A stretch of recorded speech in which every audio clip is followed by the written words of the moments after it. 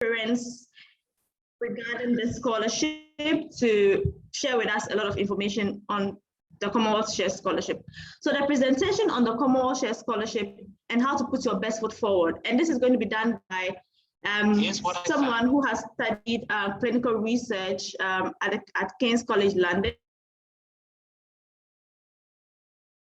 2019, and his name is Mr. Samuel Achiram. I'm sorry if I pronounced your name incorrectly. Kindly correct me when you speak. And so, Mr. Samuel, the floor is yours. Please take over. Thank you, Zarina. Can I share my screen? Yes, please go ahead. Okay, thank you.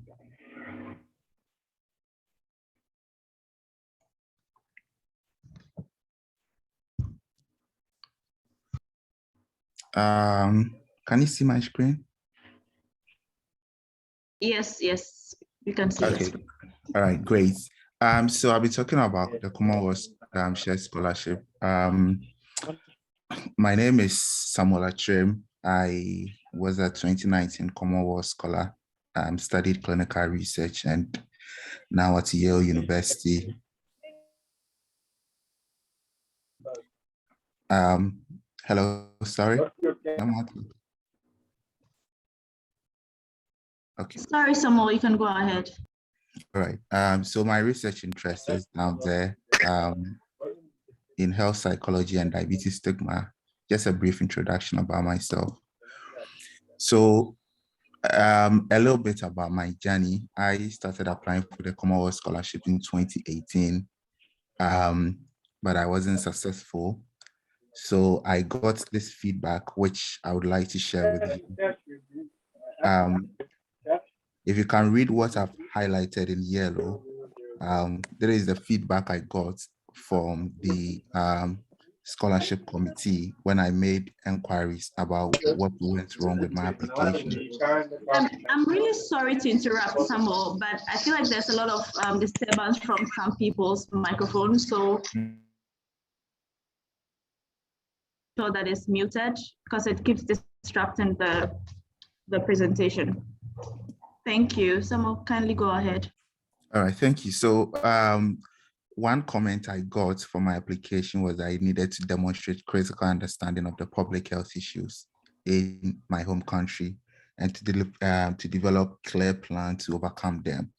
So I feel that that is an important theme that runs through applications that are rejected by the scholarship committee.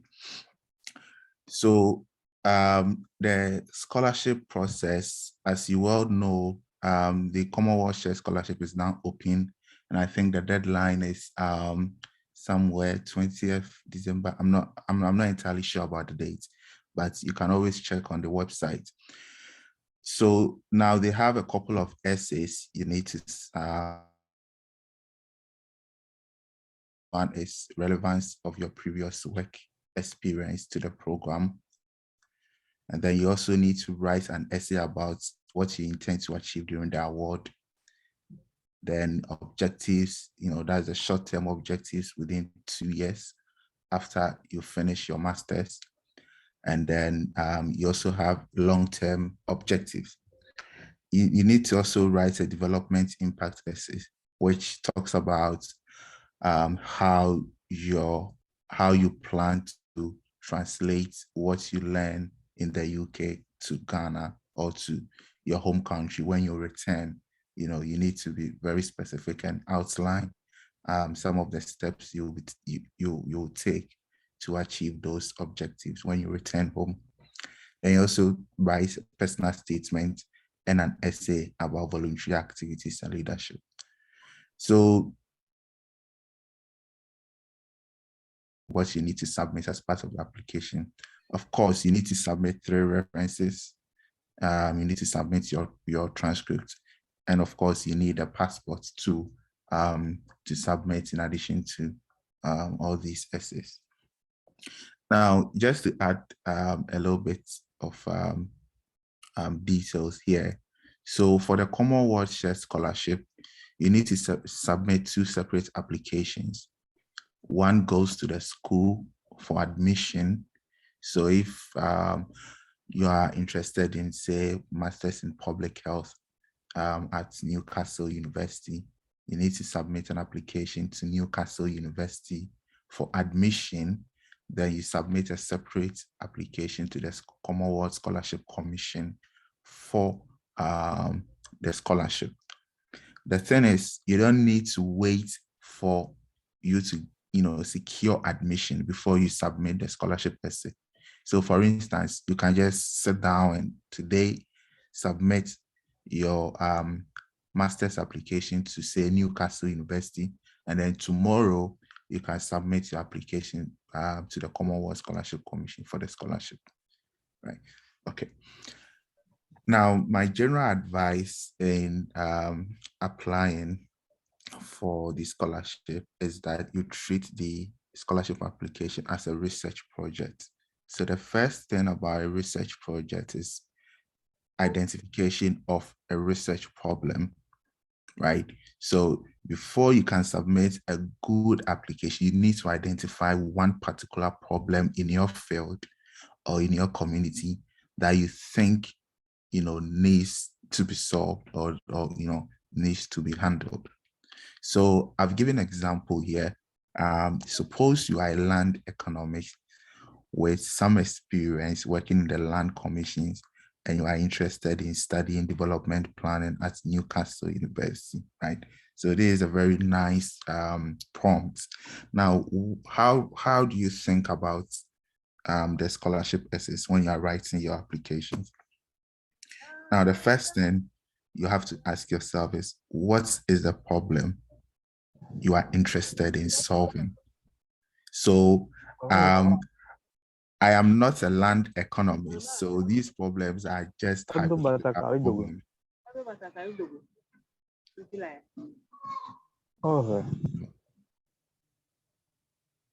So this problem is, they are just hypothetical. So you can have no centralized database of all land on expensive housing.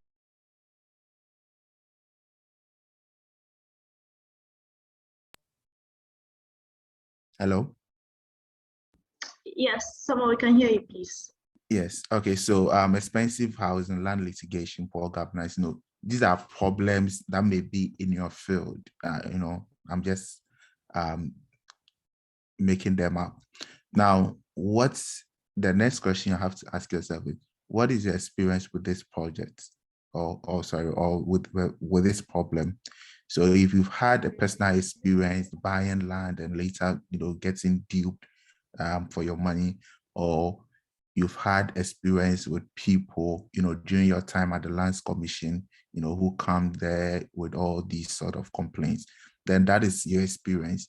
And you need to bring these experiences out when you are writing your essays. The next question you ask yourself is, what needs to be done to really deal with the problem? So I've made some suggestions here, like, streamlining land registration processes, advocacy for robust land policies. Now, why are these solutions that you have proposed, why are they not being implemented?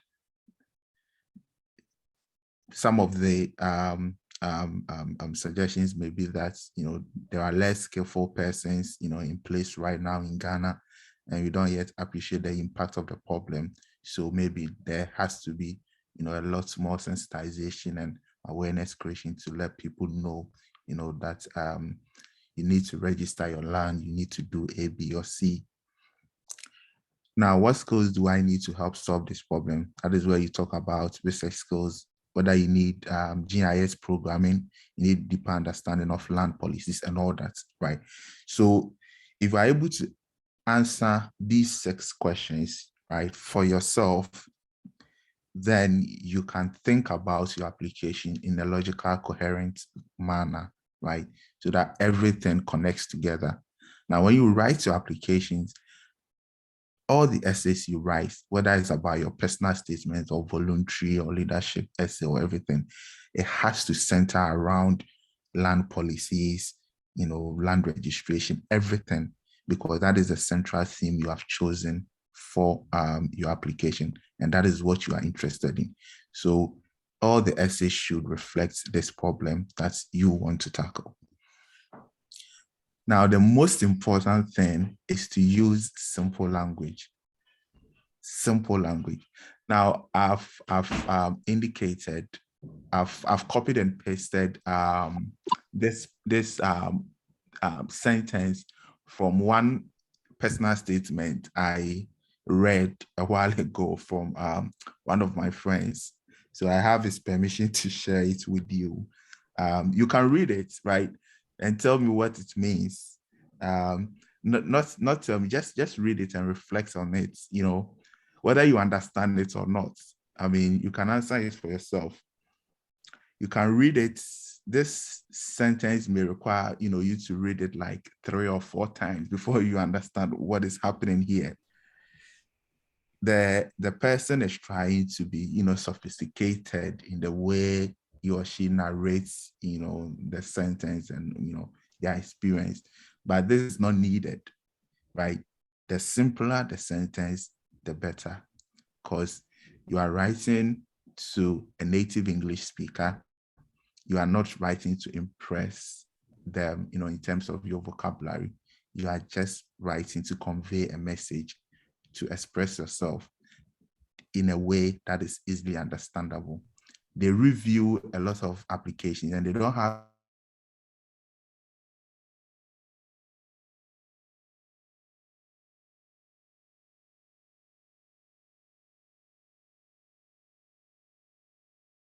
suitability for this opportunity. And I'm sure a lot of people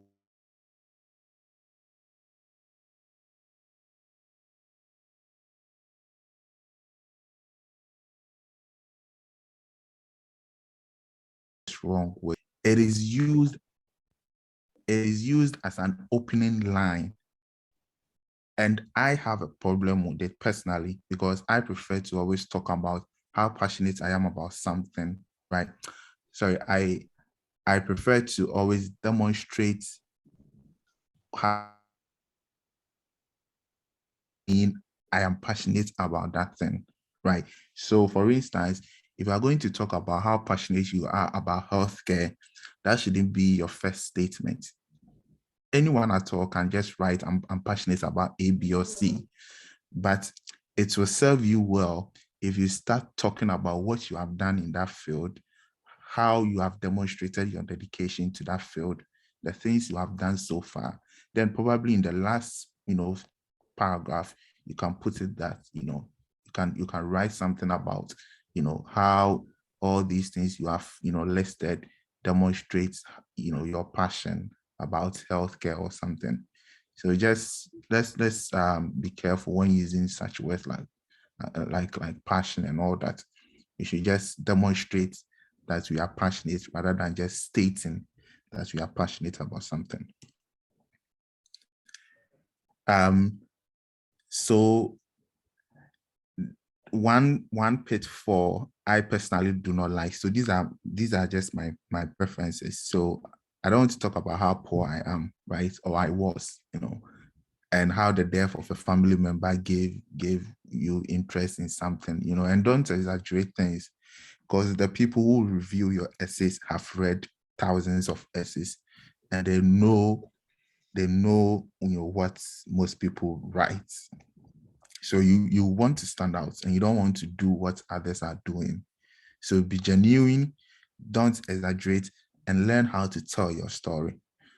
Personally, I prefer to write my story in a descriptive way, right? In a way that is coherent and very clear. So, for instance, I prefer to write with I, right? I did A, B, or C at this place, and this is what I learned from it. I saw this A, B, or C challenge, and I tackled it, right? I don't try to be complex, right? I try to be straightforward, write what I did, you know, what it meant for me, the things I learned from it. And then whilst writing, I'm also mindful about, you know, the connection between sentences and paragraphs. You know, make sure things are coherent. There's a conceptual link across paragraphs so that anyone who reads it, can relate to it and can follow it logically. So with all these, I got a lot of rejections, right? So you need to submit and pray. And lastly, you have to manage your expectations.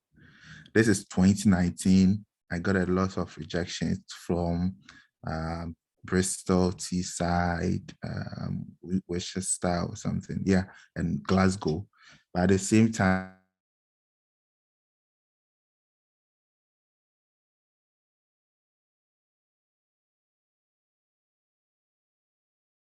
so got an offer from King's College London, which I eventually chose.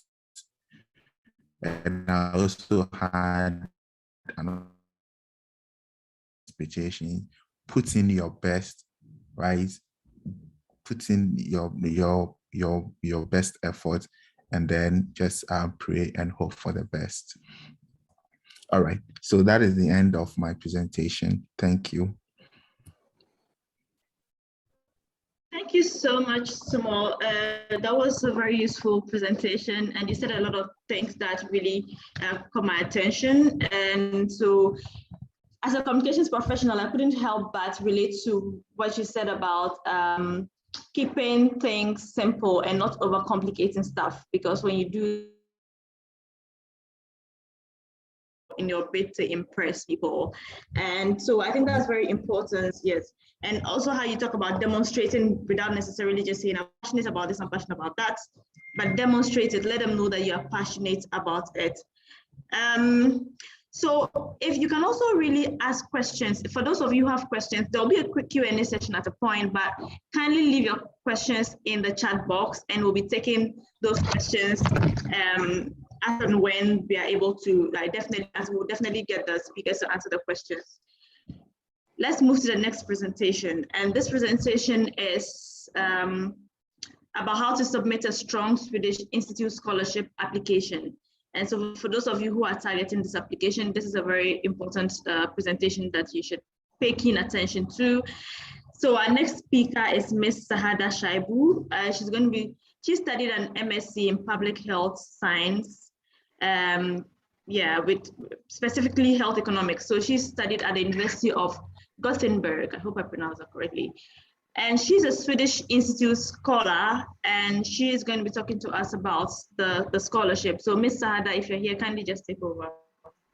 Okay, thank you very much, Zarina. Hello, everyone. My name is Sahada Shaibu.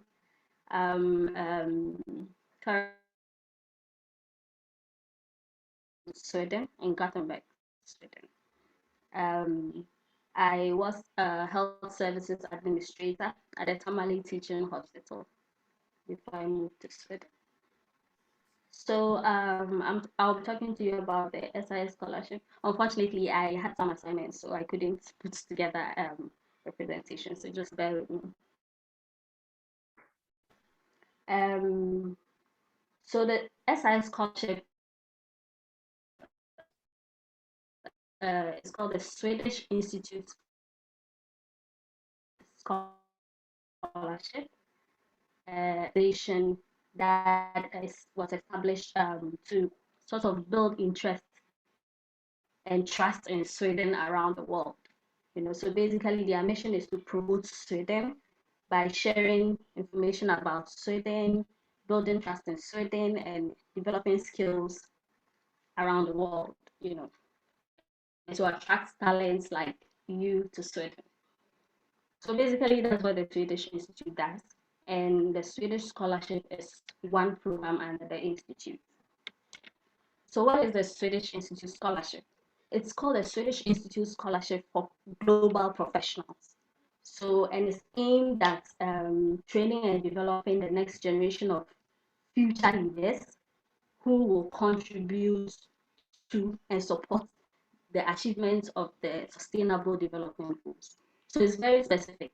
They are targeting those who will contribute to the Sustainable Development Goals. So who are they looking for? They are looking for people whose work or studies, are aligned with at least one of the Sustainable Development Goals, and they have a strong professional background and have some leadership experience as well.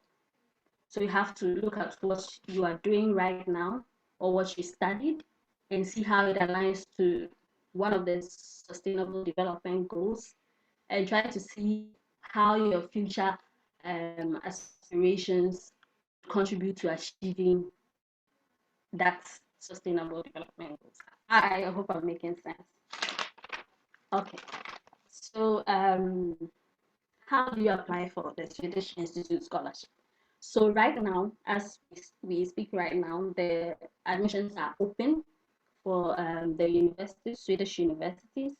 And in Sweden here is quite different. There's a central system through which the admissions are done.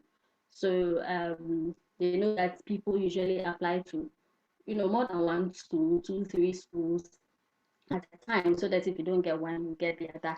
And the challenge was that, they pick the same people, and then you have to reject, and then they have to get rejected here, and you have to pick people. So they just wanted to put everything together. So in Sweden, there's just one application system. It's called university admissions. So the website is university admissions together one word .se, universityadmissions.se. So when you go there, all the schools, all the courses that you need will be there. So you have to go into the university admission system, look at all the courses that are available. You can search them using keywords or school. So you search, find the courses that relate to you, and then you pick them. So the admissions are they were open from 18th of October, and it's still open until 17th of January. So you can still go there and look at it. You can apply to 3, the list is 3, you can apply to a maximum of 4 schools at a time, together at a time. And so if you apply, the documents you'll be sending, for instance, your certificates, your language certificate, your work experience certificate, and all your supporting documents, you just send one to the university admission system, and then all schools can see it. What you need to do also is to rank the schools. So you have a first choice, second choice, third choice, and a fourth choice if you choose 4 schools. So you put all the documents in just one system, and all the schools will be able to see them. And then, but sometimes some of the schools require specific documentation. Sometimes, most of the time, they come in forms. They have a form that you need to fill. So if you have to go into the requirements for the courses you have chosen in the school website, and be sure that if they require any other additional forms, you get them and you fill them and upload them all on the university admissions platform. So you put in your documents, and then you rank your schools, and make sure you apply within the deadline. Exactly, that's very important. You have to make sure you submit everything within the deadline. But also for Sweden, there's an application fee of about it's 900 crowns, and that's like 650 Ghana cedis, or maybe just $100. You'll have to pay that. It's compulsory if you're applying. Before they review your documents, you have to pay the application fee. Okay. So, and there's no waiver for it, except if you're Swedish or in the European Union. So most of us will have to pay for that. So now you've done your university application, then you have to do your SI application. Like I told you, the SI is completely different it's a completely different organization. So the SI scholarship will be open on 10th February to 28th February. If you notice, that's just 18 days. It's open for 18 days, and this is actually an extension. In my year, just last year, it was open for, I think, from 10th to 18, 8 days.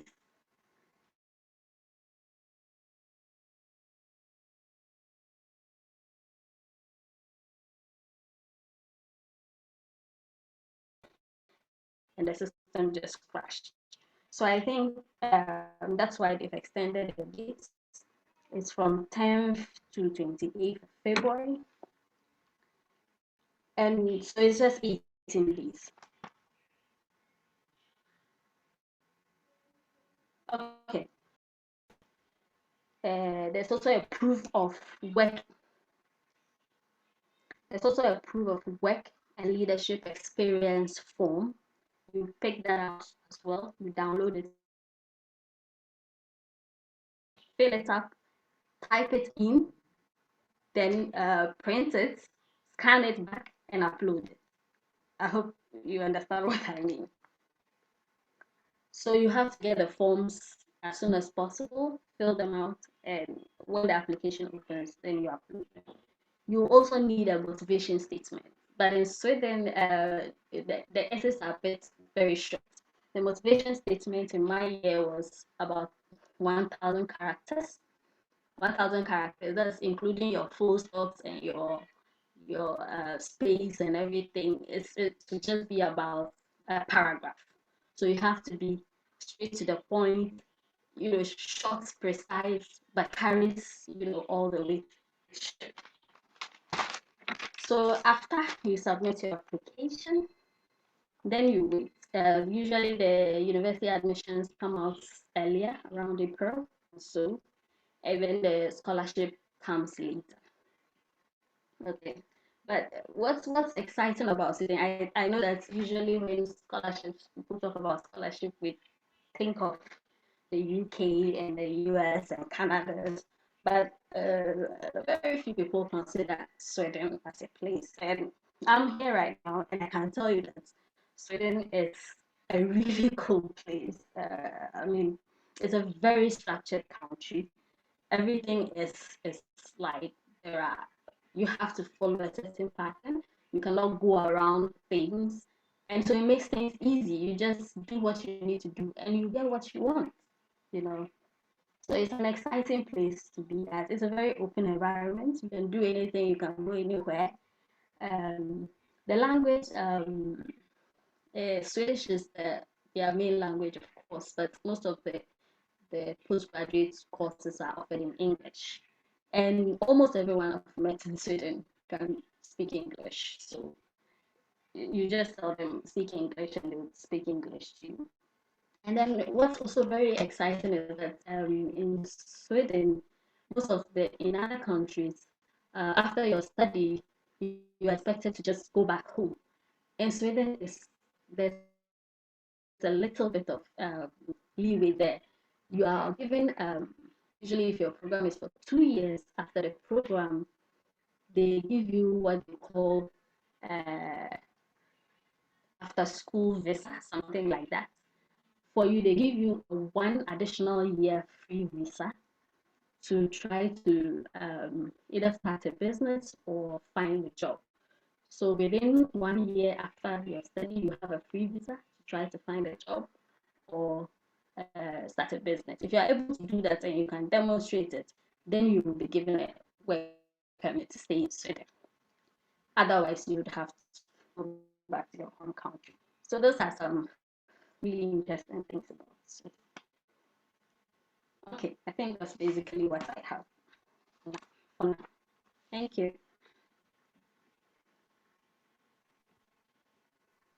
Thank you. Useful presentation, and I couldn't help but also notice the timeline you mentioned. Yes, we don't usually have a lot of scholarships giving you like 1 week or 2 weeks to complete. So this is very important that you mentioned that. Kindly share the link in the chat box so that people can have access to it and also start preparing before it's open, sometime in February, like you mentioned. Also, I think that it's important that you mentioned that you need to go straight to the point because the characters are limited. So I don't know if anyone has written an essay before that they had to cut down. It's a very painful process, but then again, it just shows you that either way, you can always cut something down. You can always reduce the word count and still have the same meaning in a message. So this is where we have a Q&A. We're going to take some questions. If you have any questions, kindly raise your hand or blink your mic or something so that we can call you to ask a question. Otherwise, leave your questions in the chat box. So there's a question here, and okay, so let me just start with from Samuel's presentation. I had a lot of people saying thank you, great presentation, Samuel, thank you for sharing. And thanks, Samuel, I particularly admired your transparency by sharing your own story and supporting it with evidence. It's inspirational. That's from Salifu. And Derek is saying, thank you, Sahada. Please, what does the Swedish scholarship cover? I think you may have mentioned that, but I don't know if you want to really reiterate that in a few words, Sahada. Okay, the scholarship covers everything. It covers your tuition and it also covers living expenses. They give you a generous amount of money for your living expenses. So basically it covers everything. You also get travel grants, you know, and then you also get health insurance coverage while you're in Sweden. Okay, that's amazing. Are there any other questions, please? Fidas is saying great presentation, Sahada. And yes, so I think so far there's been a lot of knowledge being dropped in the room. So it's just really refreshing to know that there's a lot of information that a lot of us did not even know hitherto, but I am really glad that all this knowledge has been shared. Okay, so it seems like, okay, so Kosa raised his hand. Can you go ahead, Kosa? All right. Thank you very much for the information. My question has to do with I've already tried to read before this webinar, and this seems like there's a bit of challenges with respect to the approval of work and leadership forms. Hello? Yeah, we can hear you. Yeah, I wanted to ask of work and leadership. With that one, I wanted to know more about it because you were talking about you downloading it, fill, you scan, you upload. I didn't get that portion clear. So if you can highlight that for us. Okay. And more again, I wanted to find out with the leadership, they were talking about working hours of about 3,000 hours. I wanted to know if you can break it down for me. Is it going to be like you need to work for that hours at a particular area, or it's a combination of different sectors that you can put together to submit? Okay, thank you, Kosa. Yes, for the proof of work and leadership forms, and for all the forms actually, what you need to do is to download the form, especially for something like the reference form. You have to fill it out. I mean, you obviously with a pen, but if you can fill it out directly onto the computer, that's fine. But for the work, for all the forms, you need to download them, fill them out. After filling them out, you then type them. Okay. So for a reference form, you will have to give it to the referee, either to type it in directly or to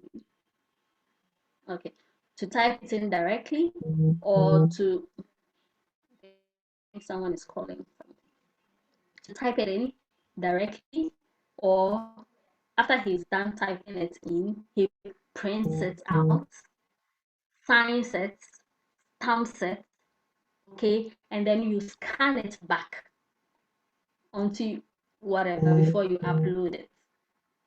Are you getting it, Kosa? Then it's like it's a bit different from that of Chevening, where you type in the word, you have a space, word space you type in, then you submit. Yes, it's quite different from Chevening. Okay. So yes, it's different. So when you type it in, you can type it in directly yourself, convert it to a PDF, and then submit it. But especially with the letters of reference, the referee has to fill it out, print it out, sign it, stamp it, and then onto the system. So that's what you need to do. Okay. So my last question. And then Okay. okay. 3,000 words, 3,000 hours you need as working hours. It doesn't have to come from one job, you know. Okay. 3,000 hours, and that's something you also have to be very critical about. You have to know how to calculate the hours. So it's not like I've worked for 6 months here. In Sweden, you have to count. If you work for 8 hours a day, multiplied by a week, that's 40 hours. And for how many weeks did you work? And then you multiply that and get it. So you have to be very specific and you have to know the dates and take all of that into consideration in calculating your working hours. But you don't need it from just one job. You can have so many different jobs that sum up to 3,000 hours. Okay. And with the Yeah. payment of 900 S, I think 900 SEK rather. Yes. How is it, what the mode of payment? How is it, are you going to do it?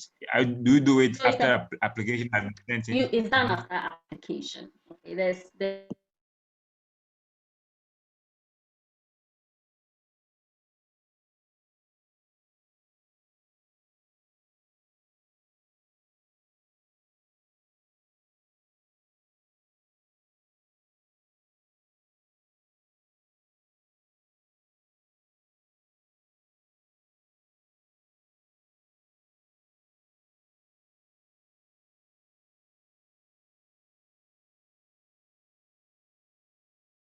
David, are you in the room? I don't know if, yeah. Yeah, thank you very much, Zarina. I'm here. All right, I have just one question for now to Samuel. So I'd like to ask Samuel, for a Commonwealth Shared Scholarship applicant, what's your advice to someone who don't have any publication? Because I know very well that there's a section that requires applicants to actually write or talk about publications as well as prizes or thereabouts. So, and you know, this is a very competitive scholarship. So I'd like to know your advice to someone who don't have any publication. Thank you very much. Thank you, David, for the question. So I think for most Commonwealth Shared Scholarship applicants, they don't have any publication. I personally do not know any applicants who had publications prior to the application. I didn't have it, but I got offers from different schools. So if you have it, it's definitely a plus. I think they actually focus on the publication if you are a PhD applicant. But for a master's applicant, that is not really a hard requirement. So if you don't have one, don't fret about it. Yeah, because you have a lot more other people in the same boat with you. All right, thank you very much. Okay, Abubakar, you have a question too. Thank you for the question, David. Abubakar. Yeah, thank you very much. And yeah, many thanks, Ahada, for the presentation. I have a question both for you and for the previous speaker. I really appreciate all of the information that is being shared for the Swedish Institute Scholarship. So Sahada, I don't know if you have experience applying to the Karolinska Institute. I started the application and I saw that at some point one is required to fill a CV form. I mean, specifically while applying for the admission, and within the CV form, one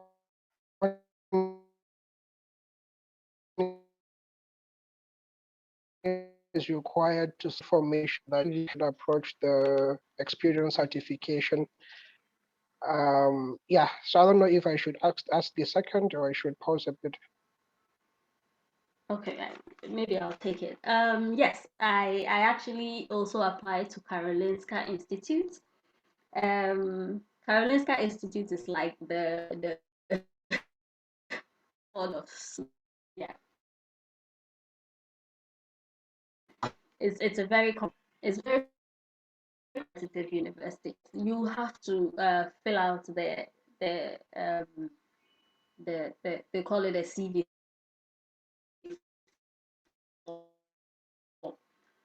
And they need to do, if you mention that you work at ABC company, you have to get something like in Ghana what we call an introduction letter.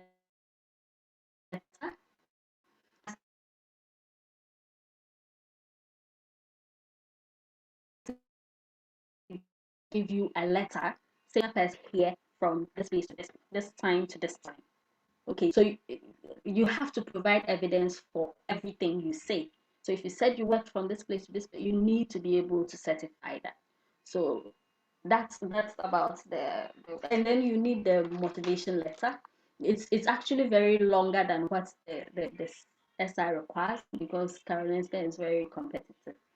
So yes, you need to be able to write that motivation letter and then certify every single thing you say you did or in your CV. I don't know if that answers your question. Yeah, it does. Thank you very much. I mean, it's kind of pretty clearer now. But thanks a lot. So the second question is about the Commonwealth Shared Scholarship. I don't know how many. I'm just kind of wondering, just for someone to be safe, like how many in terms of number, how many schools do you think one? I mean, how many schools do you think it makes sense for one to apply to?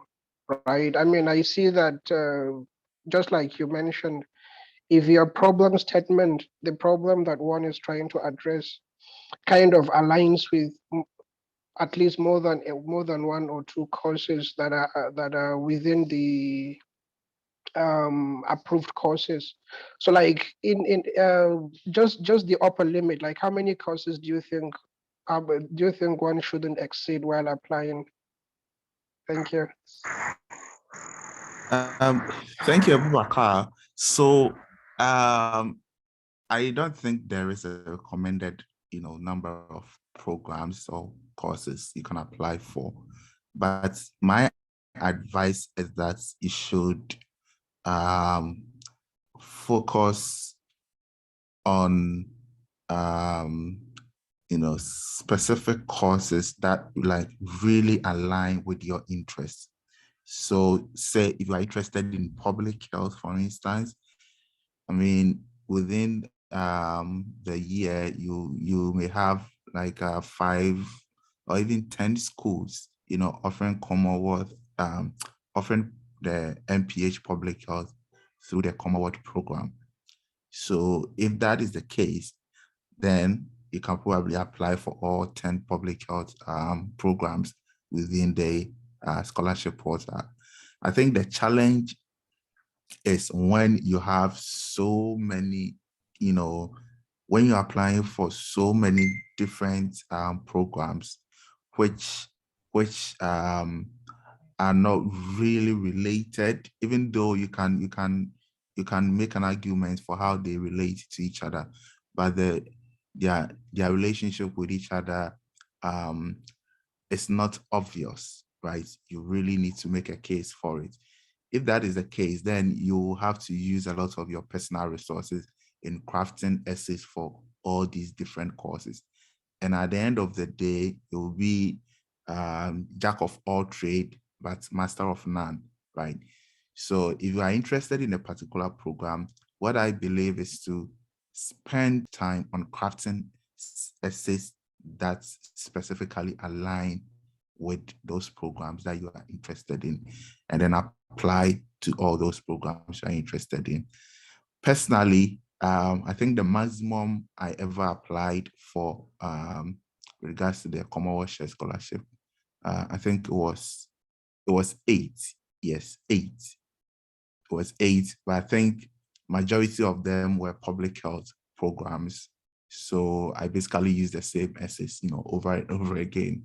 So if you have, that kind of situation, you can also do same. But I know people who applied for 23, 25, but for me, it's just too much work, and at the end of the day, I may not be able to give my best to the schools I really like.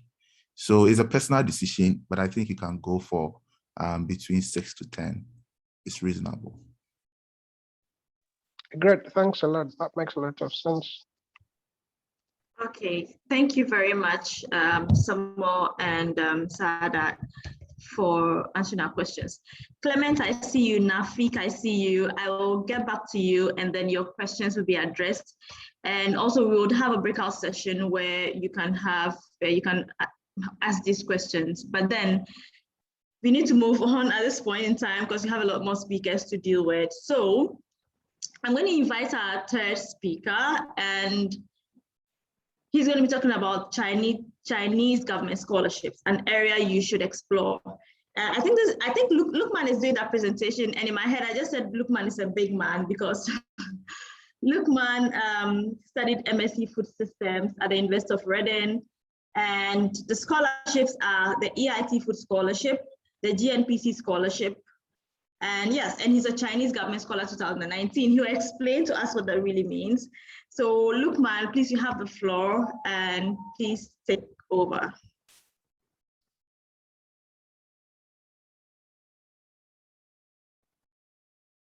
Lukman, are you there?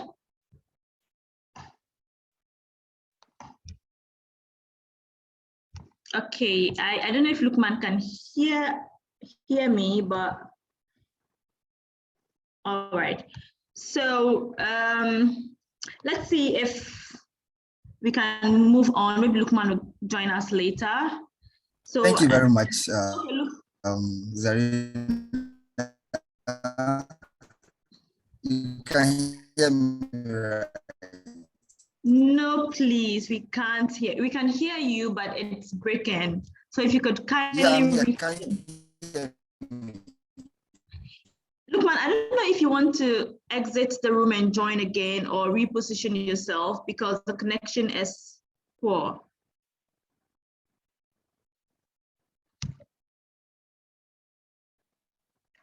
Okay, so let's just give Lukman like 30 seconds, a minute to fix his internet.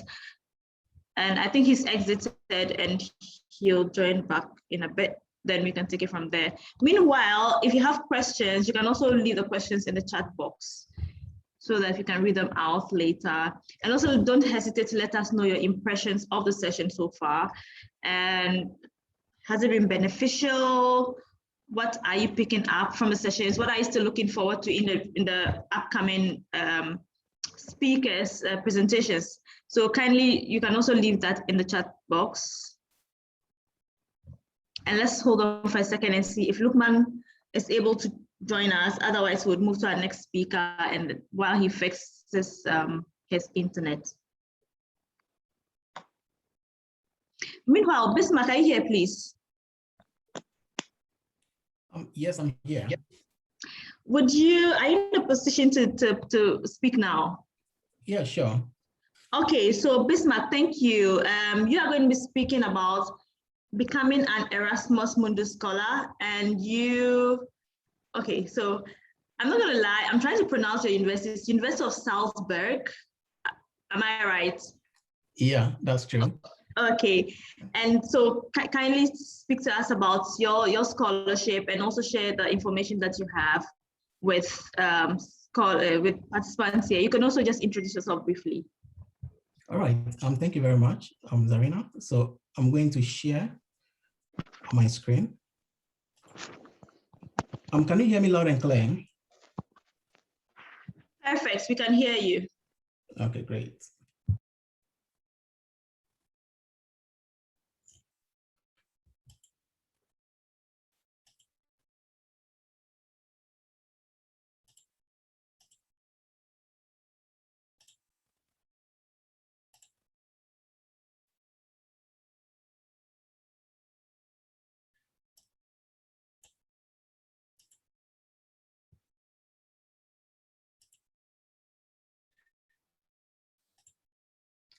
Can you see my screen?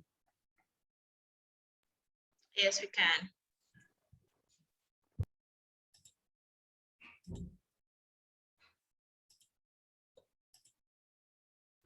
Okay, so I'm going to briefly talk about becoming an Erasmus Mundus Scholar. And to begin with, my name is Bismarck Ade, and currently I work as a geospatial developer in Austria. And I studied bachelor's in human settlement planning, or better put, spatial planning at the KNUST. And then in 2019, I got selected as one of the Erasmus Mundus Joint Masters Scholars to study Copernicus Masters in Digital Earth. And the first phase of the program was at the University of Salzburg in Austria, where I specialized in Earth observation and geoinformatics. And after that, I moved to my second year at the Palacky University of Olomouc in Czech Republic, where I specialize in geovisualization and geocommunication. So the question is, why Erasmus? So in 2019, I was actually lucky to get the Chevening Scholarship and other scholarships, but I decided to pick up the Erasmus, mainly because of the joint or multiple degrees that it offers. So my program like this offers double masters. So I have a master's in geoinformatics and cartography at one university, geoinformatics and Earth observation in another university.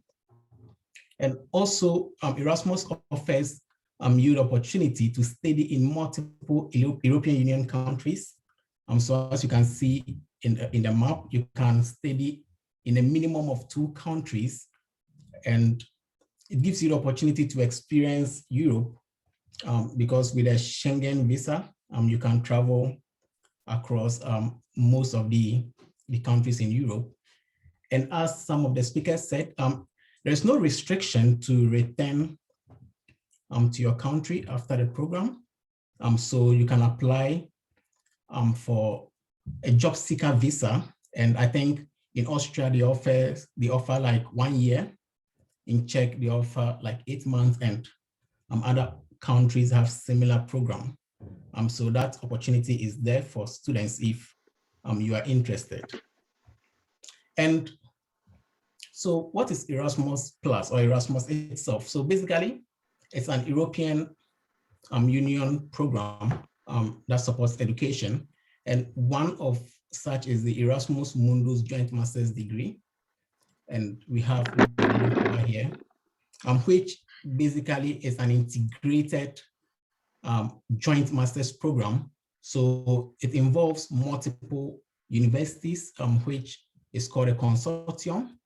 They put up proposals and apply for fund, and when they are granted the fund, they advertise for positions or for their programs here.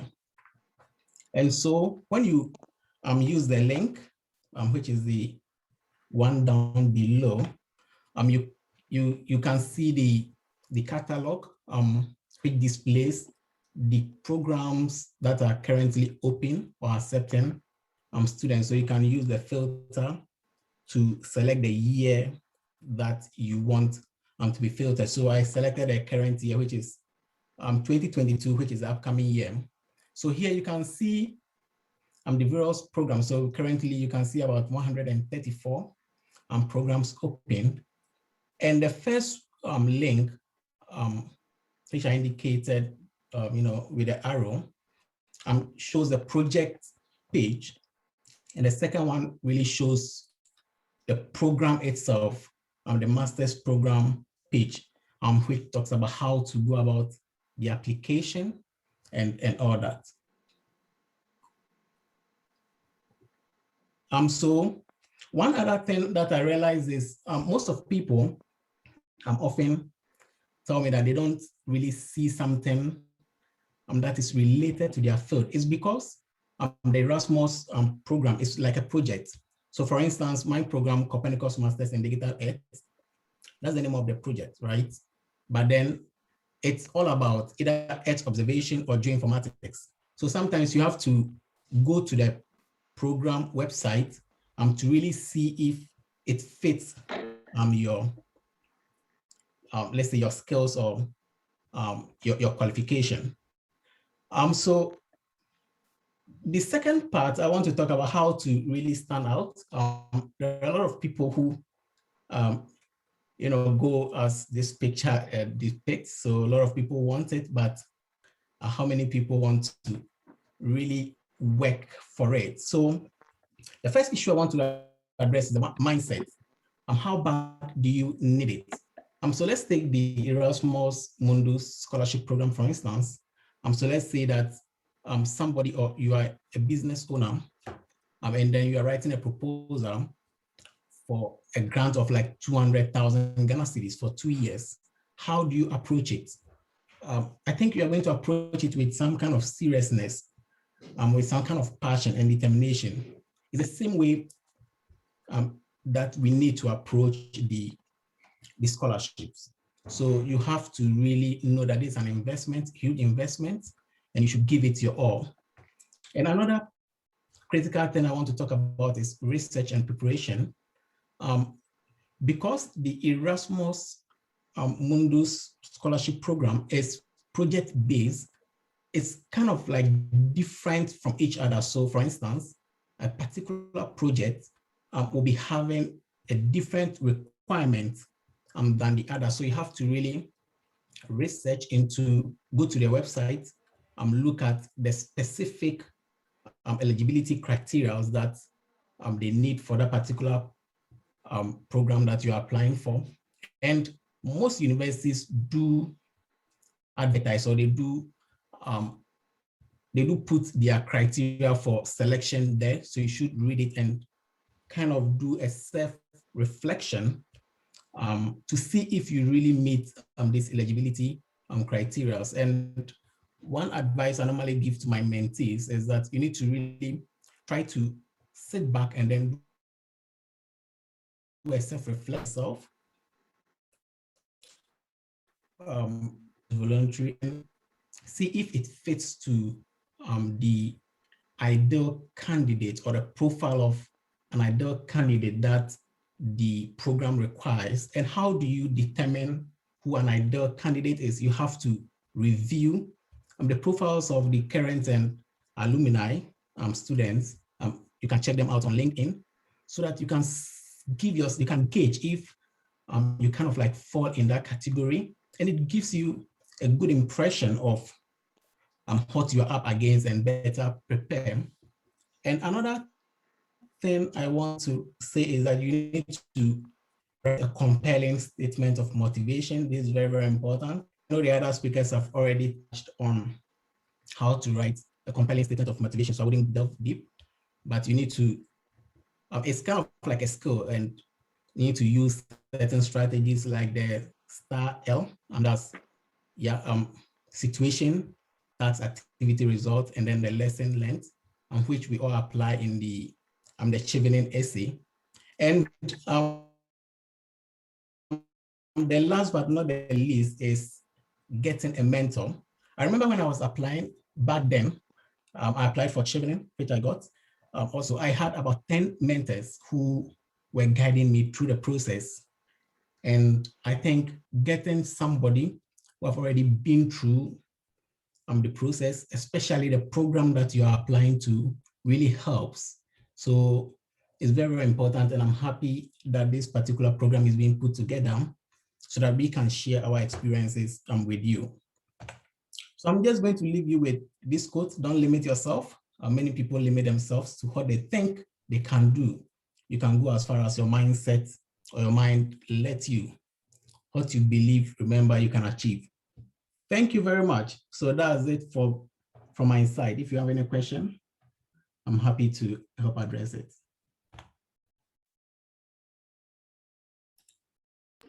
Thank you very much, Bismarck. And I love the quote that you ended with. It just reminds me of something I also had, which has become something that a saying that I usually play in my mind, and that is, you should not fail yourself even before you start, right? So don't concede even before you begin to work on it. So that was a very informative presentation, and I like how you balance the technicalities with the whole discipline bit, and just to let people understand that you need to have a lot of self-discipline to be able to go through this process. So thank you. Kindly leave your comments in the chat box, and also we would be having a breakout session, so you can have sort of a one-on-one encounter of sorts with the mentors. So Lukman, are you back? Yeah, I'm back. Can you hear me now? Perfect. I can hear you loud and clear. Thank you so much. Can you take it from here? Okay, sure.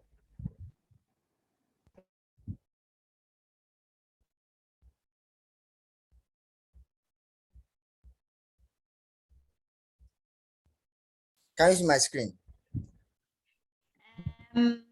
Yes, now we can see your screen. All right.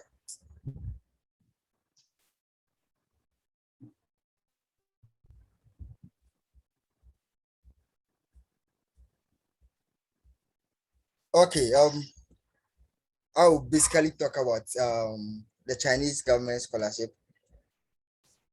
This is an area where quite a lot don't really pay much attention to regarding the Chinese government scholarship. A lot more are interested in the Chevening, the Shared Scholarship, the European scholarships, among others. But the Chinese government scholarship is actually an easy way, let me put it that way. One of the easiest scholarship I've come through, like I've come across. The journey hasn't really been easy. As Samuel earlier on said, there have been a lot of rejections here and there. I wouldn't be able to mention all of them, but I've been rejected a number of times for the shared scholarship, the Chevening, but as the saying goes, we move on. So basically, I'm studying with University of Reading in UK, Masters in Food Systems. I'm holding 2 scholarships. The first one is the EIT Food Scholarship, which are the brain behind the MSc Food Systems program, which I had in 2020. That's when I had the program, the course first. So they are taking care of my tuition fee. Then just this year, I had sponsorship from GMPC to take care of my living expenses whilst in the UK. So this is why I'm holding the 2 scholarships at the time. Then why I'm talking about the Chinese government scholarship is because I won that scholarship way back in 2019 to study MSc in Food Science and Engineering at Jiannan University. Well, I had to, looking at this, you tend to look at the Chinese scholarship or the Masters in China is 3 years. But why am I studying another MSc program at the same time alongside this? Advantage of the COVID-19, basically, that's what I would say. When the COVID came, I had to rush back home due to a whole lot of fears and a whole lot. So I came back home, did my studies online to end that year. Whilst home, whilst undertaking my study, I realized there was no hope when COVID would end. Besides, China's borders were closed, so I had to look for another way through. Whilst waiting for China's borders to open, why not look for another alternative? That is where I came across this MSc Food System program. And then I gave it a shot. And then my first try for this scholarship, I had it. And also the Chinese government scholarship was actually my first try. I'll talk more about some of the challenges I had with the Chinese government scholarship. So I'm a degree holder from the University for Development Studies, where I offered BSc in Community Nutrition and graduated in 2016. So now, why China? China has about 1,500 public universities. That is quite huge. That's just the public universities. And almost all the universities offer a form of scholarship. So assuming each university is to give out 10 scholarships, you tend to realize the number is quite huge, which means there's a whole lot of opportunities available for each and everyone to give it a try. Secondly, it has the highest number of admissions and scholarships. It offers the highest number of admissions and scholarships to foreigners, like international students. Back in 2019, that was the year I had my scholarship. Ghana had the highest slots. 320 Ghanaians were given the Chinese government scholarship. We all went together. There are various types, which I'll explain later. Moreover, the educational standard is quite good, especially the research-based courses. All universities have a form of state key laboratories, which are more into research-based. You don't need to stress yourself studying Chinese before, even though they have courses that might require you, but a lot of courses are offered in English. Then the last part is China is a nice place you'd really want to explore. This is me during the Chinese New Year. So the next thing is what exactly about Chinese government scholarship do you want to know? This scholarship is offered by the Chinese Scholarship Council. In short, we call it a CSC. You come across people talking about, I had CSC scholarship, I had CSC scholarship. So the CSC means, it stands for Chinese Scholarship Council. There are 3 categories of this scholarship. The first one is the type A scholarship, which is more of a bilateral scholarship between China and then the country in which you are. So in Ghana, like this, is more of a partnership between the Chinese government and the government of Ghana. This scholarship is mostly advertised through the Scholarship Secretariat of Ghana.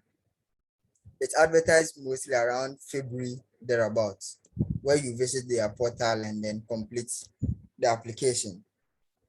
Then the type B, which is the most common one most students go get, is directly from the university, which is the type B, which is university scholarship program. So you get it directly from your university, the university you've applied to upon getting admission. Then the type C is more of a designated scholarship program, where there's a cooperation between an international organization. Most of it is UNESCO, UN, African Union kind of collaboration. This scholarship is quite not common, even though they still exist, they do exist, but it's even difficult to come across them. Those who usually get through this is the Asians, because of this Belt, Silk and Road scholarship. This is mostly what a whole lot of Asians get through. Now, what the scholarship covers, it covers your tuition fee, you get accommodation, monthly stipend, depending on your level of study, a comprehensive medical insurance, and then the flight tickets. Note that the flight tickets will only cover those who had the bilateral scholarship, that is with the government. The government of Ghana will take care of your flight in and out after study, before and after. Then that of the type C. The type B, the university don't really take care of that. That one will be your own expenses. Then one key eligibility has to do with age. They try to limit the age for undergraduates. You shouldn't be more than 25 years. Masters, 35 years and below. Then PhD, your maximum age should be 40 years. Also, during the application, there's I go through it a whole number of regarding the type B, you can apply for only 3 universities during a particular year. Type A scholarship is more like you choose a program of study. For my case, let's say food science, you look for 3 universities that offer food science. Then you select all the 3 universities based on ranking. The first university, same program. So with the type B, the type A, you are eligible to apply for 2 courses.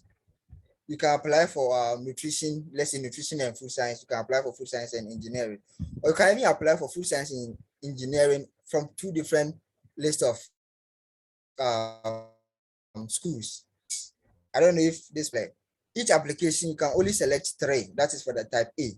You can only submit 2 applications for the type A and 3 applications for the type B. In all, you have a whole lot. If those universities in type A are not repeated in type B, that's your own choice. You can repeat them, you can choose to go differently. That is how the type A and then type B applications are. So what documents you require? A valid passport, then your academic documents, certificates, and then transcripts. For bachelor's degree, you don't need these things. You just need your WASI certificate.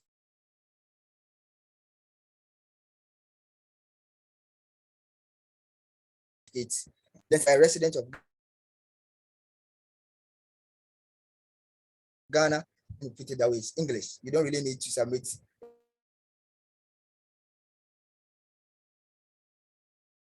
any other. You can just submit. You don't need TOEFL, you don't need IELTS or any other English certification examination. Then the study or research. This is where everything surrounding your admission goes around.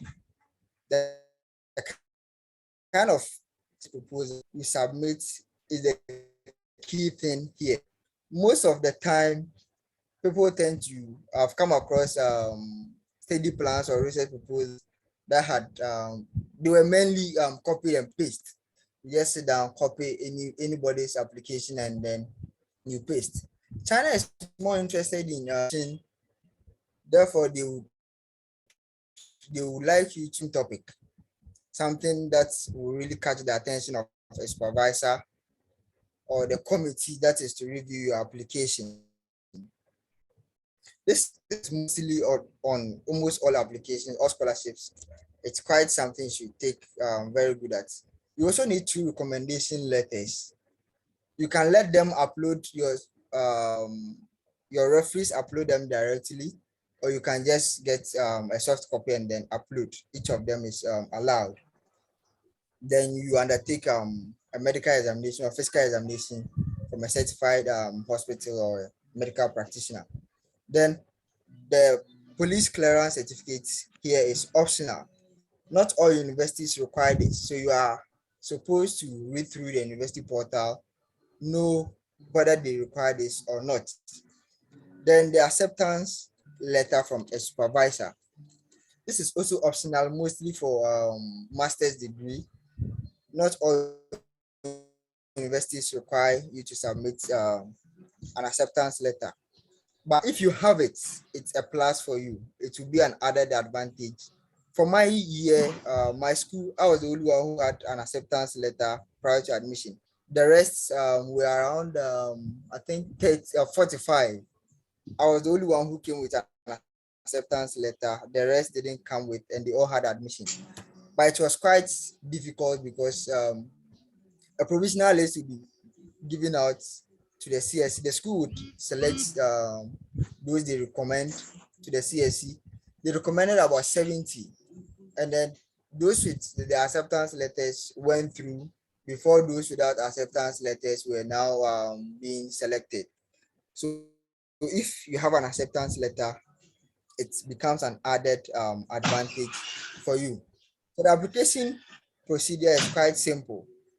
First of all, you need to prepare your application documents. The documents are listed in the previous slide. Then you search for the program and the universities you are interested in. I'll share the link to this portal after the presentation. On this portal, you can basically key in the program you are interested in. You filter in the language, you filter in the level you are interested in. Then you get the whole list of programs. That shouldn't be the end. You now go to the various universities to confirm the application procedure. Some of the programs are no longer being offered. The portal is not really updated frequently. There are times to some of the universities might have introduced a new program that isn't updated on the portal. So you visiting the portal will be much more advantage to you. Then the application portal is done online. There are two applications here. The first application you have to do is on the CSC portal. You upload all your documents. Over here, there's no need for you to pay any application fee. You just go straight, enter your details, fill out the application form, then you print it out. Then you now go to the various university portal. On the university portal, some of them don't require you to add any other application, just the CSC portal. Others will require you to fill the university portal as well. Then you now upload documents you CSC portal onto the university portal. Also, some of the universities will require you to pay an application fee. It differs from each university. So if you applied for 3 universities on the CSC portal, each university requires you to pay application fee. You have to pay the application fees separately before your application will be reviewed. Then the next step has to do with hard copies. Some universities require hard copies, but due to the COVID now, most of them have taken this part out. You didn't need to submit hard copies. Then the interview section is based on universities. Not all universities will call you for an interview. Some will call you for an interview, some wouldn't. They will just go straight, make their recommendations, and then the admission is released. So the application process or the timeline is quite long. You have a whole 3 months to do this. Start from 1st January to 31st March. But there are some slight differences based on universities. Some universities tend to close theirs early. Some tend to close theirs late. It can even go middle of April. As by 15th April, some will extend their application. Then the CSC results is mostly released middle of July to early August to mid-August. You should expect a response. One disadvantage is that some universities wouldn't communicate to you if you've not been admitted. So beyond this period, if you've not received information, you just have to assume you've not been selected. So there are other scholarships to explore in China. Various universities would have their scholarships they offer. My university like this offers university scholarship, which is tuition free. They will take care of your tuition, they will take care of your accommodation. However, the other living expenses is yours. There's also provincial scholarships as well, which you can also take a look at.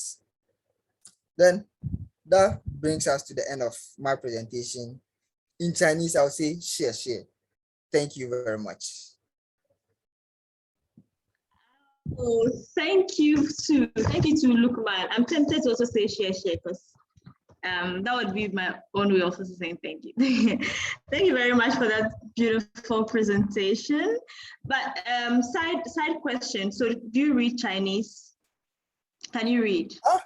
Well, my Chinese is very horrible. I do try learning, but my Chinese is quite terrible.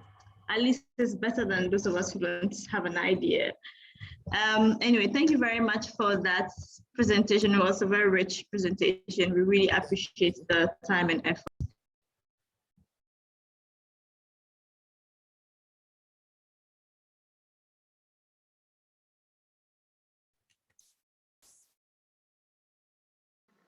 Zarina, you're muted. We can't hear you.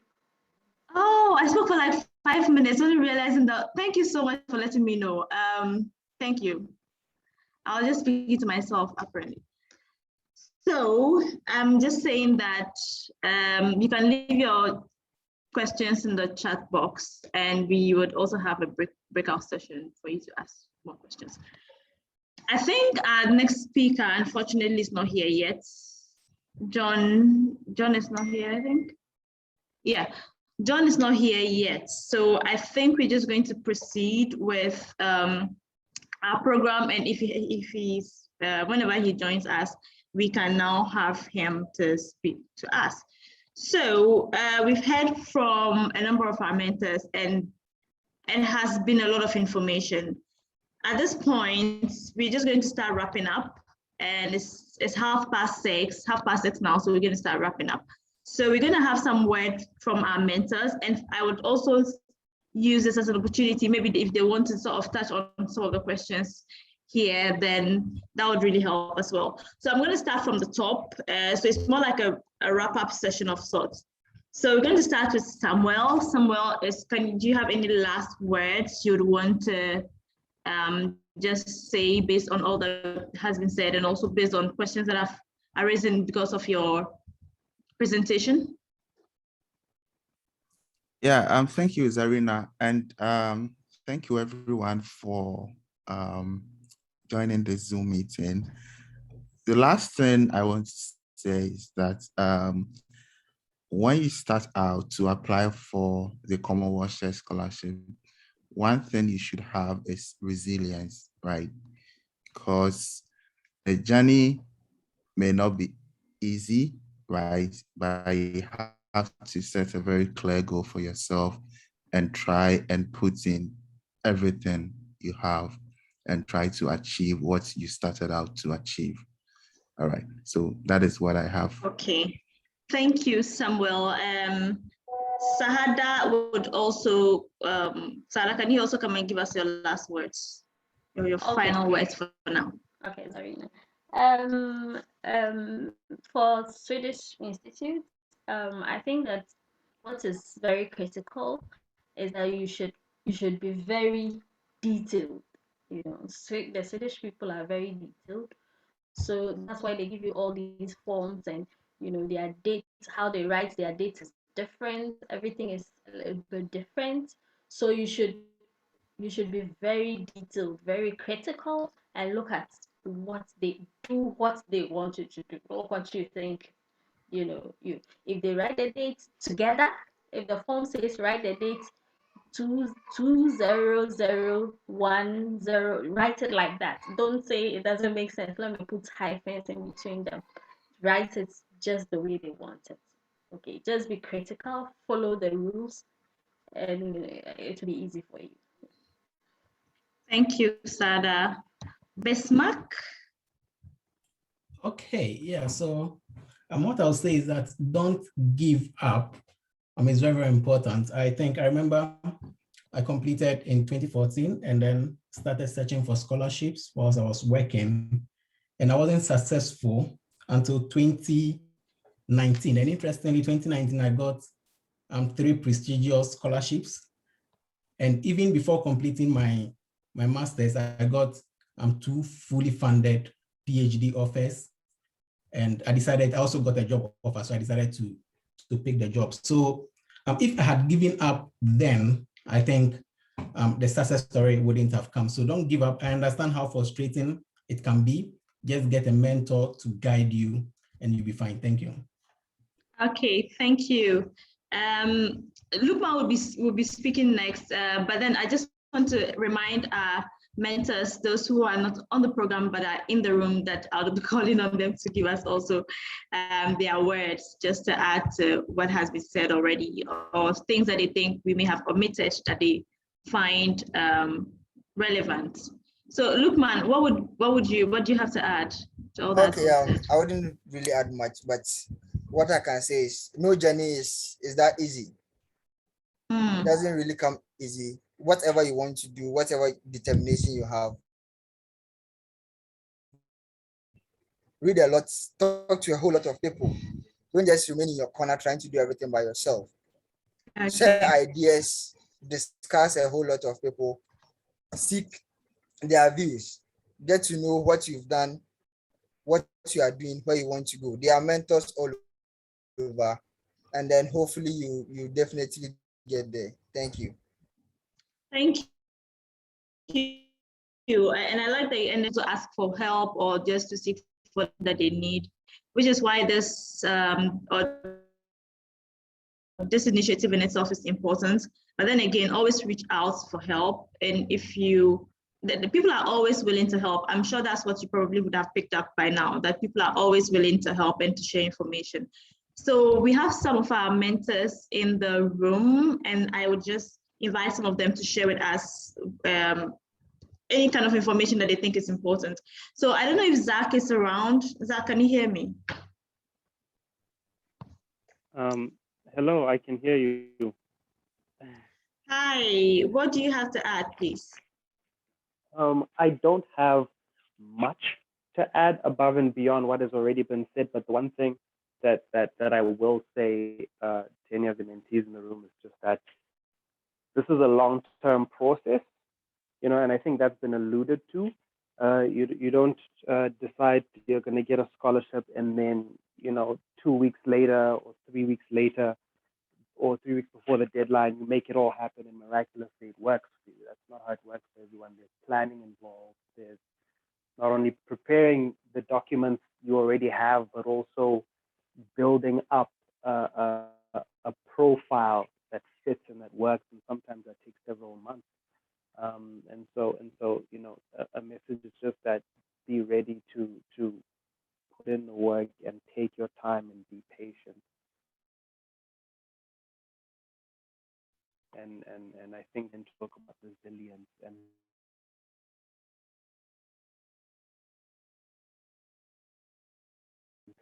that's very important as well. And Paul, is Paul Konka in the room, please? I don't know if Paul is here, but Daniela. Hi, Daniela. I saw Daniela a while ago. I don't know if she's still in the room. Okay, I think Daniela is not close to her phone at the moment. So I don't know if Nchendo is here. Okay, so it's fine, guys. So I think this is the time for us to Magdalene. Hi, Magdalene. Okay, it's totally fine. So I think this.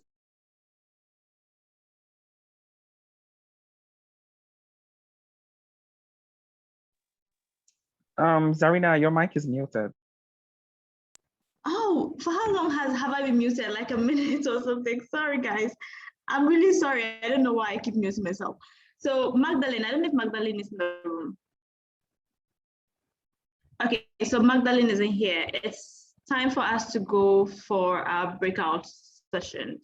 And the various mentors will be in the various rooms that would you'd find yourself in. And so if you have any questions, that would be the perfect time for you to ask the questions. So yes, so kindly just hang on for the rooms to be created so that you can join the sessions and speak to the various mentors and ask them any questions that you would want to ask.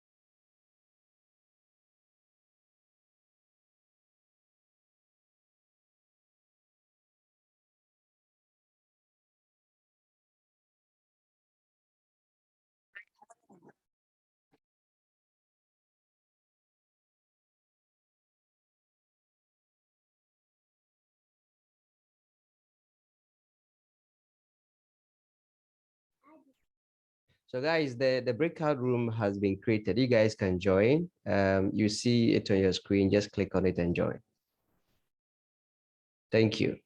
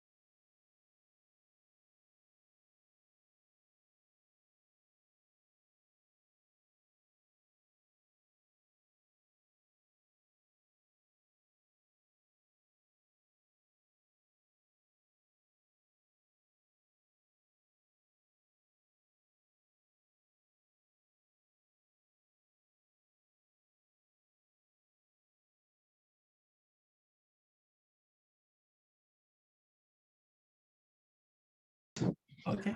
I am also applying for the Masters in Public Health program, Erasmus. Yeah. So I've started my application actually. I'm working on my motivation letter. I think personal statement. Yeah. I think that is the only essay required for that particular program. Okay. And so yeah, I'm working on it currently. And I just heard someone say you are supposed to apply to 3 programs. I don't know about that. Oh, yeah, so you can apply to a maximum of 3 programs. Okay. My time I get it. applied to 3, I think, 2018. Yeah, you can apply to a maximum of 3.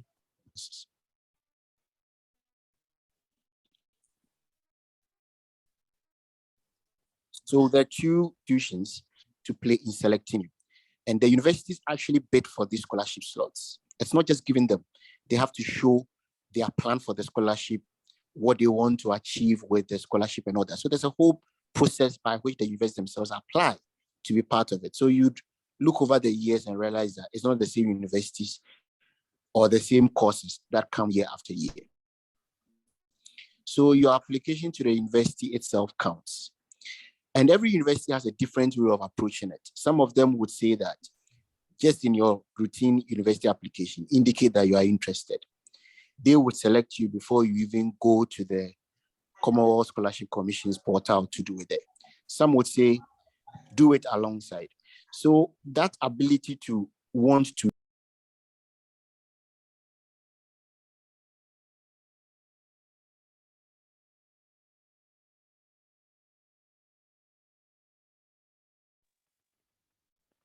Hey guys, can everybody hear me? Or is anyone having a bit of trouble with my mic also? Feel free to speak so we can clear up any mic issues now already, guys. Let me know if you can hear me.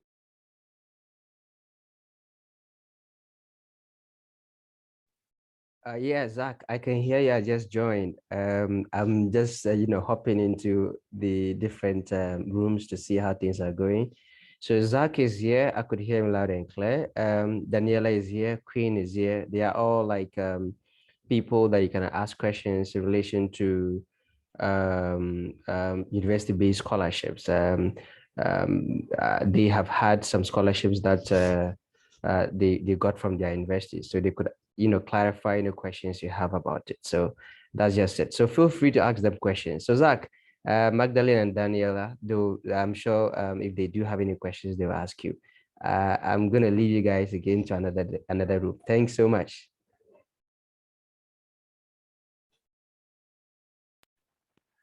Thank you, Malik. Thank you. Accepted as work experience. So yes, you can use internships. Oh, okay. All right. Okay. So for example, in my case, I have like I did internships in different organizations. Yeah. And then I have some documents, I mean, to prove that I really did the internship over there, but it's not in the form of letter. It's just like a kind of I don't know whether it's a roll call or something, where it indicates the days. Yes. Welcome, Malik. Thanks, Lukman. I'm just hopping from one room to another, just trying to see how things are going. Yeah, I can see Prince is enjoying your company alone, asking all the questions, right? Yes, sure. yes. I'm going to China. I'm going to China next year. Oh, nice. I think I'm so interested in the Chinese scholarship. The Chinese scholarship, yeah. It's a place that a lot of people are not really looking at. But I know a couple of people. The opportunity seems to be there. Yeah, sure. It does. Trust me. Yeah, it does. Yeah. Okay, so since I know everything is fine I'm in now, the right place then. I'm going to hop into another room. So catch you guys in a bit. All right, sure.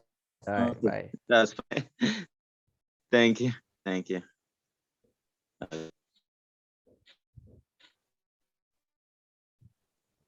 I did this place. I think I'm happy. Sure. It's good.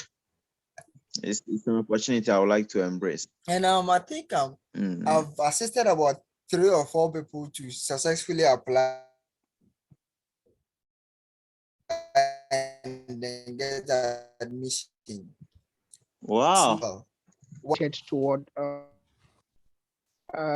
Samuel was discussing. I guess it was my phone, but at my screen rather. I think it was basically, I really did not feel the problem I was really solving with. It was just my few months after, and so of course, there is that limited understanding of professional landscape, So that's in terms of the specific question I have for the shared scholarship.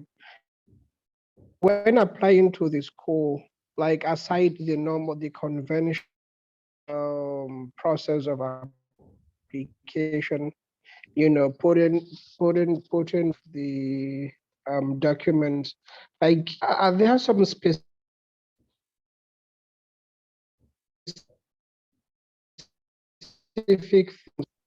experience, how to tell our CV, and what some specifics that the universities would be before they do their nomination, just vis-a-vis the requirement of the scholarship? Thanks. Thank you for the question. So yes, and the requirements, the universities may have a requirement. So I'll give you a very common example. Some universities would require your test of English language, and then for general admissions, it may be something that you could write to waive, for instance. But then maybe for the scholarship, then you cannot waive it. Then it becomes a requirement. You have to read it from their fine print, the instructions they are giving concerning the application form. the shared scholarship. Some of them won't tell you, but in my experience, I always advise people who are applying for the shared scholarship to write their IELTS and get a good score. Beyond the English language, the IELTS serves as a good assessment of your performance right now.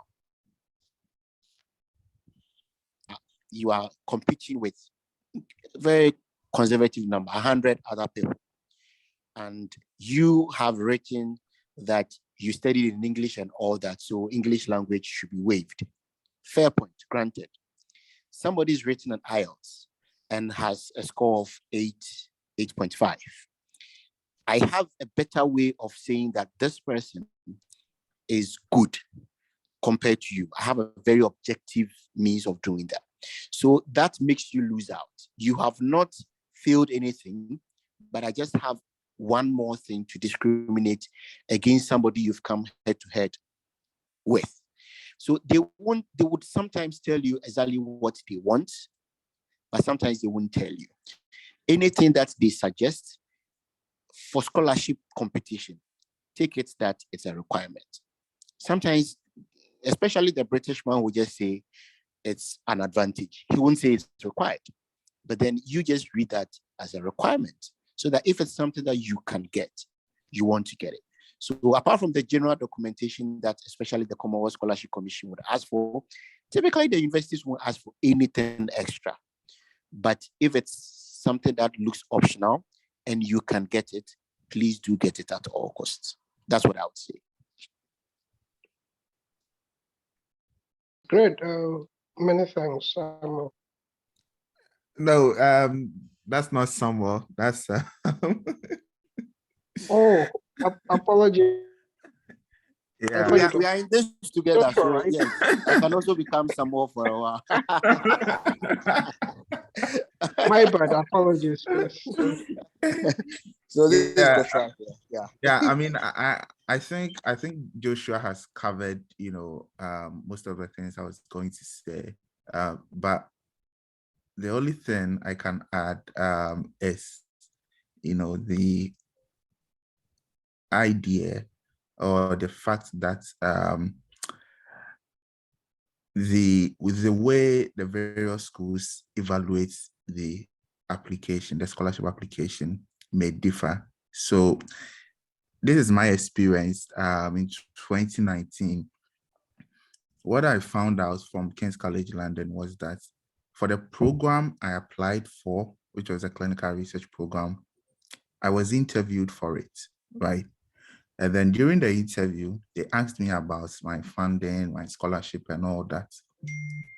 So I made a point. I made a point that I needed a scholarship, and I made an argument why I needed a scholarship. So it was the program directors who made the recommendation.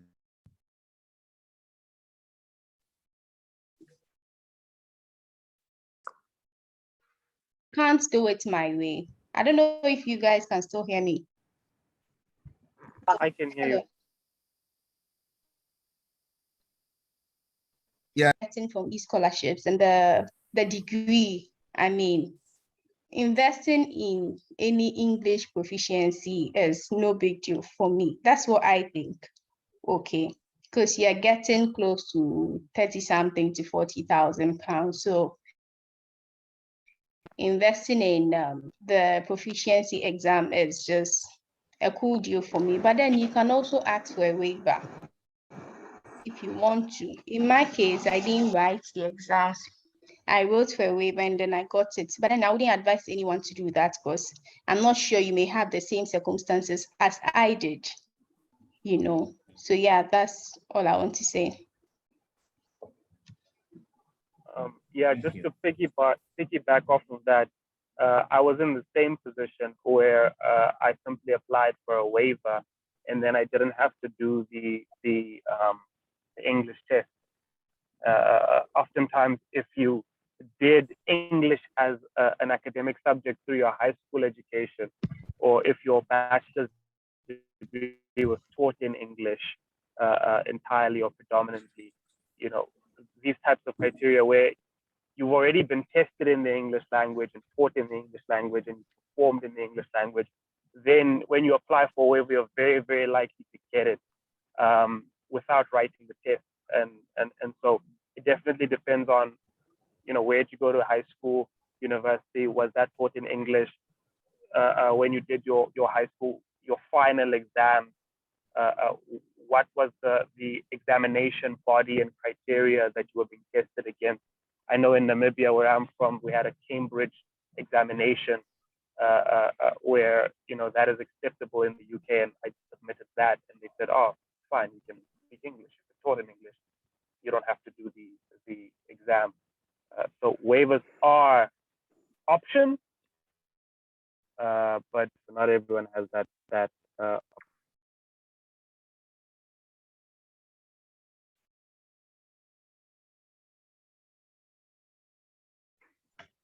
Okay, thank you very much. And welcome from the breakout session. So I don't know if any of our mentors is here and would like to add something. Daniela, would you want to add something to what's been said so far? Okay, so I am hoping that we had a very useful session and that you got some of your questions answered. Zarina, can I just say one more thing? Yes, please. I think that what you also need to do, everybody, is to save a lot of money. Even though the scholarship usually covers a lot of things before, like for the Swedish scholarship, you only get the scholarship when you arrive in Sweden.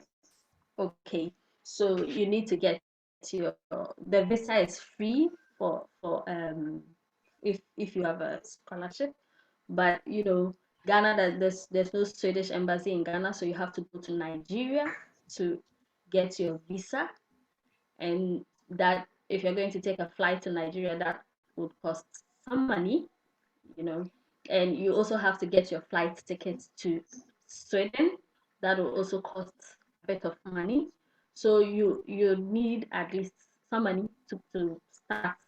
But when you arrive in Sweden, all the money, you're going to get your travel allowance, and you're going to get a first month and half allowance together, and that's a lot of money.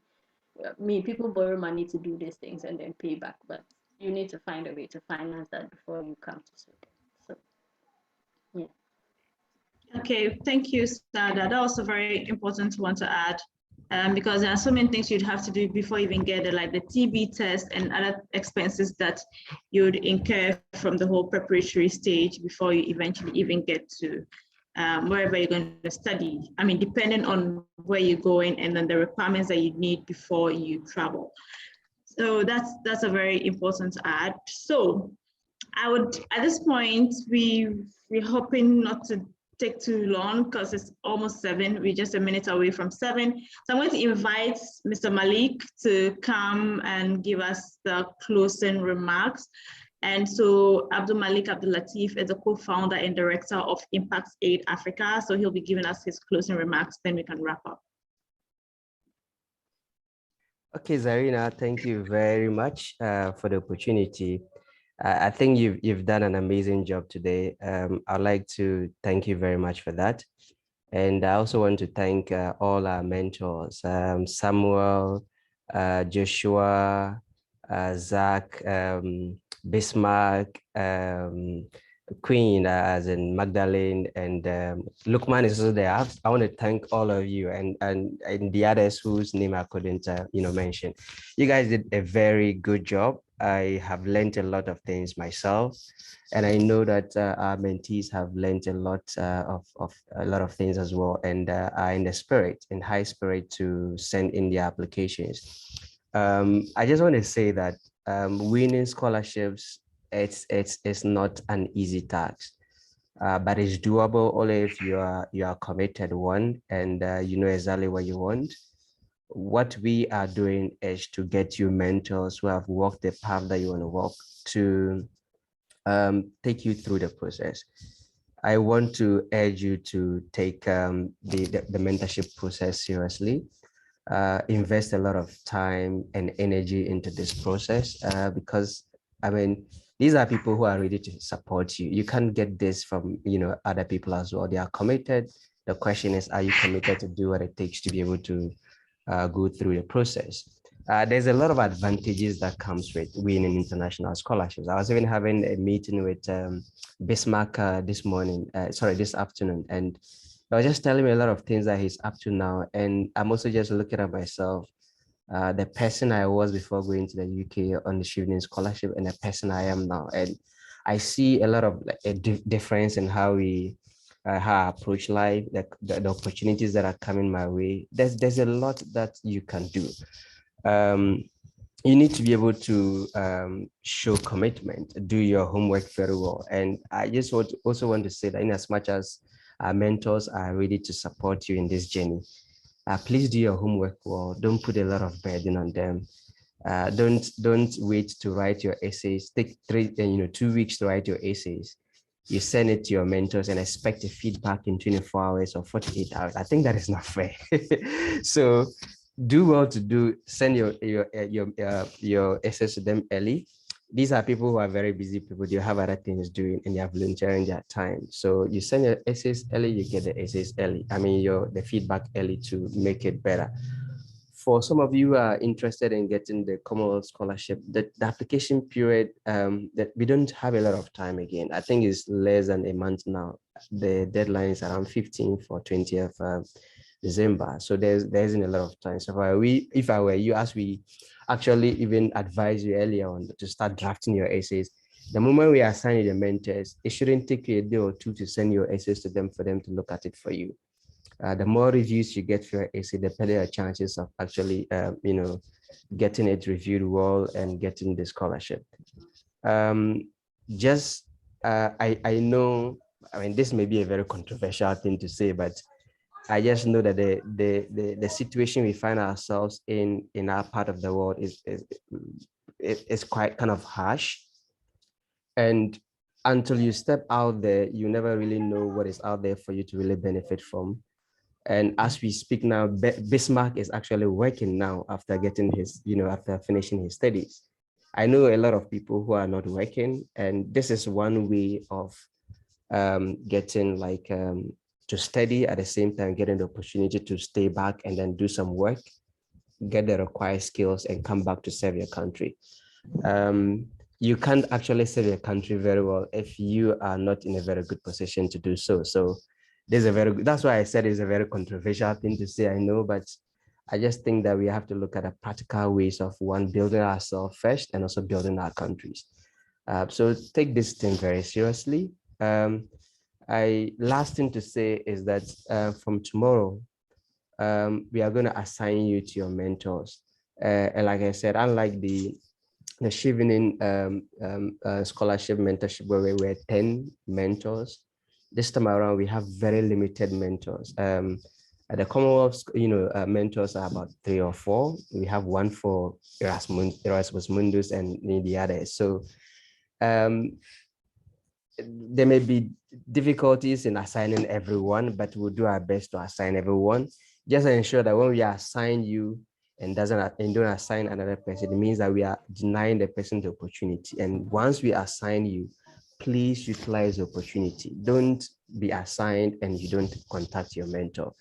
I think if you don't contact your mentor, it's going to be a disservice to the others who haven't had the opportunity to be assigned.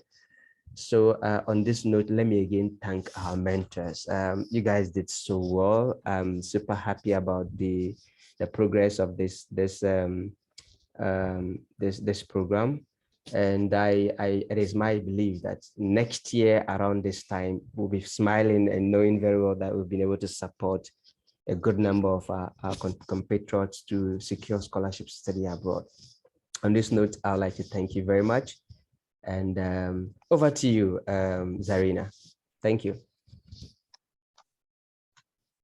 Thank you, Malik, and thank you for the initiative. Thank you to the Impact Aid Africa team. And this has been a really useful session. like you said, I have learned a lot, and I really like the fact that it also makes people feel less alone, because you have people that you can interact with it or engage with if you have any concerns. And so for those of you who are in the WhatsApp group as well, you can always drop your questions, and if you have any questions that you want to be answered. And so I really want to say, on behalf of Impact Aid Africa, we appreciate your time. We appreciate that you've been, we appreciate you being in this room for the last 2 hours, and also for being interactive. And to all our mentors, we are grateful. We are very, very grateful. It is not easy to leave your Sunday evening and join a session like this, because you may have had other engagements. So we're really, really grateful. So my name is Zarina, and it has been a pleasure. Being in this room with you. And for those of you who are in the WhatsApp group, I am in the WhatsApp group. Yeah. So if you have any questions, you can leave them there, and I'm really glad that you joined. So thank you for joining us, and we would be closing the room in a jiffy. So yeah, have a great evening and have a beautiful week ahead. Bye, everyone. Bye. Bye. Thanks so much, Bye, Zarina. Thank you Zarina. so much. Bye, Zarina. Thank you very much.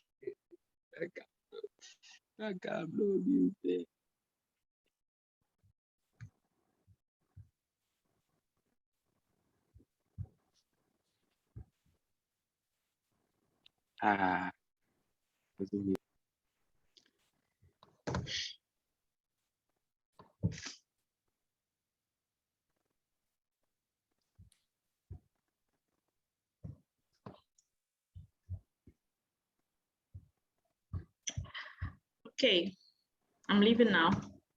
So bye, everyone. Right, bye.